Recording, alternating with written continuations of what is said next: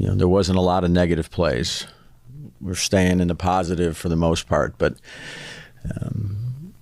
our inability, I would say this game, and to generate explosive plays, whether that's through the run or through the air, is not where I want it to be right now.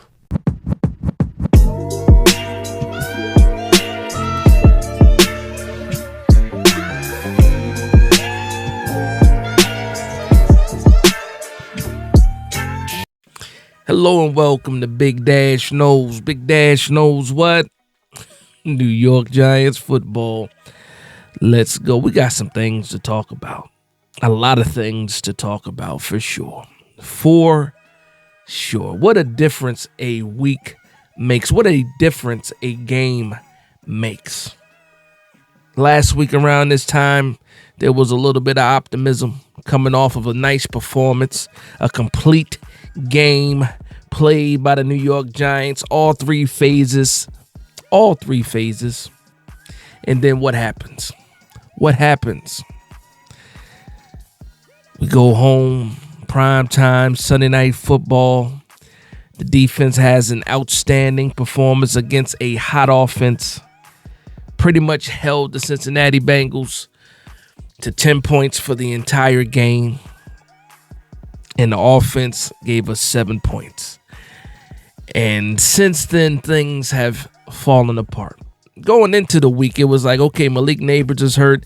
Tibbs is hurt. These guys are going to be out. Who's going to step up for Tibbs? Oh, Azeez Ojulari is going to step up for Tibbs. Azeez had himself a game. Brian Burns, a game. That defense had a game outside of the scramble, the 50-yard scramble by Joe Burrow. But then we start this new week off. We're getting into Philly week. It is Philly week. I've been waiting for this week. All season I've been waiting for this week. Philly week. And now you get the rumbles. Coach looks mad, sad, all at the same time. Mara's mad, sad, all at the same time. The defense is mad at the offense. The offense is mad at the offense. And the guy sitting at the middle of all this is who we thought would be there at the end of the day. And that's Daniel Jones. And guess what? The Giants have rallied the troops around one situation, and that's Daniel Jones. People are trying to save their jobs against who? It's Daniel Jones. I saw a presser where Brian Dable said it himself that he needs more from this offense. They need more explosive plays. They can't keep trying to get 16 play drives. That's not sustainable. They need to get more explosive. This is the head coach talking. Then I see a podcast put out by Bob Popper and Carl Banks on the Believe Network. And they're talking about hinting at the quarterback play. Not even hinting at the quarterback play. The payroll is payrolling right now. The narrative has been set. They decided who they wanted to throw off of the train, who they wanted to throw under the bus, and who they left for the wolves. And that man is Daniel Jones. Is it all Daniel Jones' fault? Absolutely not. But he is the common denominator between regimes, the weapons, but the O-line, and all of that. And guess what? If they play their cards right, Dable saves his job. Joe Shane possibly saves his job. And the only person out is Daniel Jones. Man. And so for some people will let him off the hook. They will let him off the hook. What a difference a week makes. Last week, all over Twitter, I saw people putting out Daniel Jones apology letters. Daniel Jones rants. Daniel Jones, even I had to think twice about how I felt about Daniel Jones. Put out an apology. Like, okay, maybe he can throw the deep ball. And all it took was a couple of days to realize that, you know what, I should have just stood on my own too and stayed with the way I was thinking about Daniel Jones. Hopium. Shout out to my man D-Kit. Hopium is a powerful drug. And after that Seahawks game, there was a lot of hopium getting passed around the party. And people did partake. And I was one of those people that were partaking in the hopium. Fast forward a week later, and we're right back to where we were at the beginning of the season. Only now, you're not going to have Andrew Thomas either. He's going to North Carolina to see a foot specialist. Come to find out, he's been playing through the pain. He looked not horrible against the Cincinnati Bengals, but the guy Hendrickson, he showed Andrew Thomas up. And then we come to find out that Andrew Thomas has been hurt. So now you get the drum roll.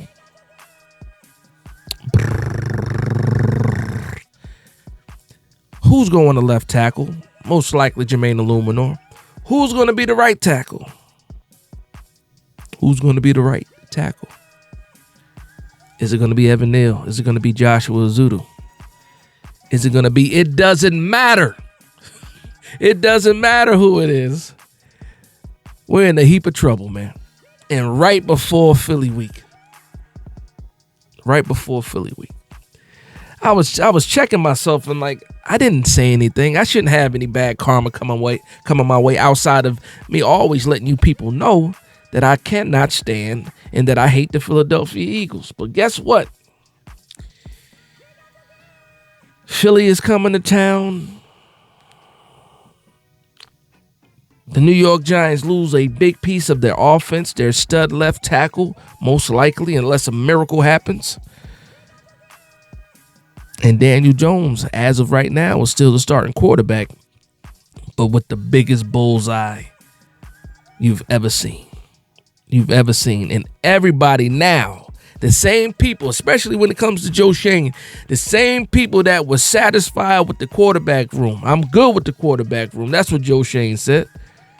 Daniel Jones, Drew Lock, Tommy DeVito, I'm good with the way the quarterback room looks.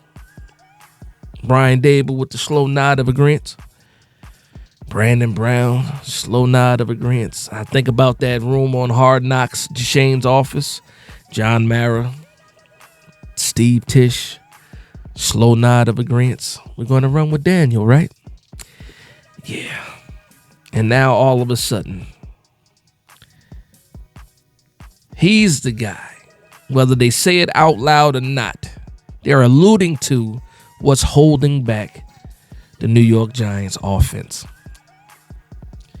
And voila, they have whipped up a meal to feed everybody. Now, some people will partake in the meal.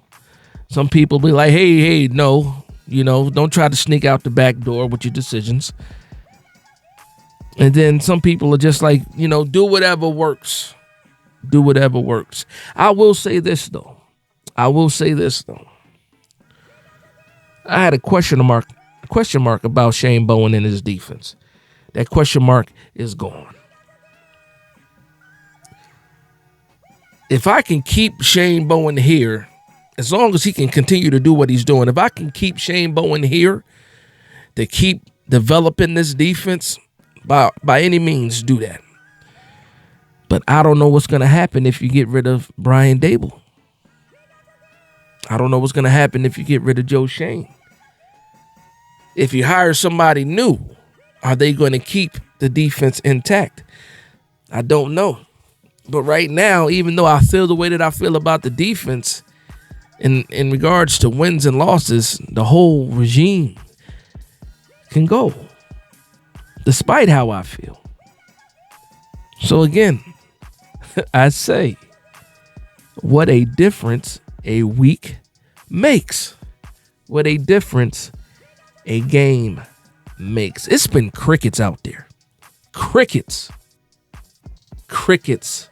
Some of the loudest people in the world, crickets. because reality most likely is setting in. You put all your eggs in one basket and realize that basket is made out of paper. Tissue paper. But it is what it is. So how can I get prepared, get worked up, get excited for this Philadelphia game now when I don't know what's going on? I don't know what they're going to decide to do. We're seeing changes all around the league now. Devontae Adams is now with the Jets. Cooper is a Bill now. I'm seeing people start rumors of Matthew Stafford, trading for Matthew Stafford. I don't know what's going on right now after 1 week and one bad loss on prime time. And that's what prime time will do to you. I said it before. I said it last week before the game. I said the reason why the rest of the league laughs at us is because the only time they see us in prime time, pay attention to us in prime time, we lay eggs and it's duds. And that's exactly what happened. It wasn't supposed to be like that. The defensive performance, we had a chance to change the minds of everybody. The graphics that they had, Giants leading the league in sacks, and then Brian Burns and Azeez Ojulari and Dexter Lawrence having the type of game that they had. And all you had to do was give us a little bit of something on offense, and you couldn't do it. You couldn't do it. And I'm not just blaming Daniel Jones. I'm blaming the play calling and the aggressiveness as well, too. But guess what? The coach has decided. Brian Dable has decided, you know what? Maybe I should not stand as close to Daniel Jones as I've been standing. I got to try to keep myself clean. I don't want any smear of Daniel Jones on me anymore. And you're starting to see it. Some people don't see it, and some people choose not to see it. But that's exactly what's happening. You saw it in the presser. The Zoom meeting, you saw it in the answers. You saw it on his face. You heard it in his words. He said everything but Daniel Jones sucks. And I need a better quarterback. He said everything but that. But again, people will decide to hear what they want to hear. They don't want to read between the lines. Everything is black and white. They don't see the gray. But it is what it is. It is what it is, man. You get, like, if you can't see what's happening right now, I don't know what to tell you. I don't know what to tell you. The thing that sold it to me the most was the podcast with Bob Papa and Carl Banks. Seeing what Carl Banks tweeted from the clip from the podcast, that sold it for me. Because before last week, before this last game, it was all about patience. The offensive line is developing. The wide receivers are getting better. They're learning the offense. They're being more productive. And you go from that to Brian Dable saying what he's saying, to now Bob Papa, Carl Banks, both of these guys on the payroll, are making it okay to criticize the quarterback of the New York Giants. You might find that funny. I see it as being calculated. And again, some people might fall for it. I did not see Big Blue Kickoff live. I need to go back and see what they said also. But yeah, the writing's on the wall right now. And the only person that can save anything right now is Daniel Jones. He's the only one that can save everyone.